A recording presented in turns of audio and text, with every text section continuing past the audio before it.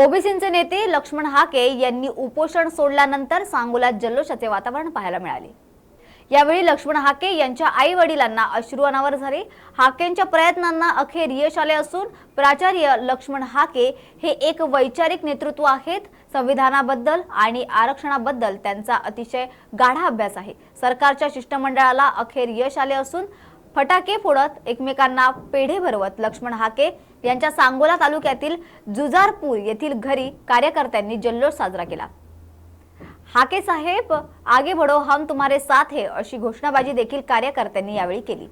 लहानपणापासूनच माझा भाऊ हट्टी आहे, सरकारने मागण्या मान्य केल्या नाही तर पुन्हा उपोषणाला बसणार असा इशाराही त्यांनी यावेळी दिला आहे। चिंगुताई भिवाजी माने ही माझे आई वडील आहेत। मी इथं 10 दिवस झाले इथं आहे माझ्या आई वडिलापाशी आणि माझा भाऊ उपोषणला बसलाय आता 10 दिवस झालं आणि आम्ही पण काय जेवण खाणं इथं काही केलेलं नाही। भाऊ माझा तिथं उपाशी आहे म्हणून लहानपणापासून मी त्याला ओळखते।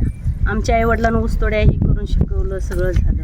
पण आज उपोषण त्यांनी सोडलंय, आज 11वा दिवस आहे, काय वाटतं तुम्हाला? आम्हाला चांगलं वाटतं। बोला। सरकारने त्यांच्या मागण्या मान्य केल्या? सरकारने त्यांच्या मागण्या मान्य केल्या अंमलात आणा, नाहीतर आणि परत उपोषणला बस। भाऊ हट्टी? भाऊ माझा हट्टी आहे। मी ओबीसी समाज बांधव सांगोला यांच्या वतीनं प्राध्यापक लक्ष्मण हाके सर व नवनाथाबा वाघमारे यांचं महाराष्ट्रातील तमाम ओबीसी बांधवाकडून त्यांना खूप खूप शुभेच्छा देतो। कारण आजचा हा 11वा दिवस आहे। 11व्या दिवशीही त्यांनी बिना अन्न पाण्या विना ओबीसी समाज बांधवासाठी अतिशय चांगल्या पद्धतीनं सरकारला निर्णय घेण्यास भाग पाडलं आणि तो निर्णय बऱ्यापैकी झालेला असावा। कारण प्राध्यापक लक्ष्मण हाके सर एक असं नेतृत्व आहे की एकदम वैचारिक नेतृत्व आहे। त्यांना या संविधानाबद्दल आणि आरक्षणाबद्दल अतिशय बारकाई त्या व्यक्तीला माहीत आहे। कारण ते या आयोगावरती त्या व्यक्तीनं अतिशय चांगल्या पद्धतीनं काम केलं आहे। परंतु ज्यावेळी या आरक्षणावरती अन्याय होण्याची प्रक्रिया ज्यावेळी चालू झाली त्यावेळी त्यांच्या मनाला ते शोभलं नाही, पटलं नाही।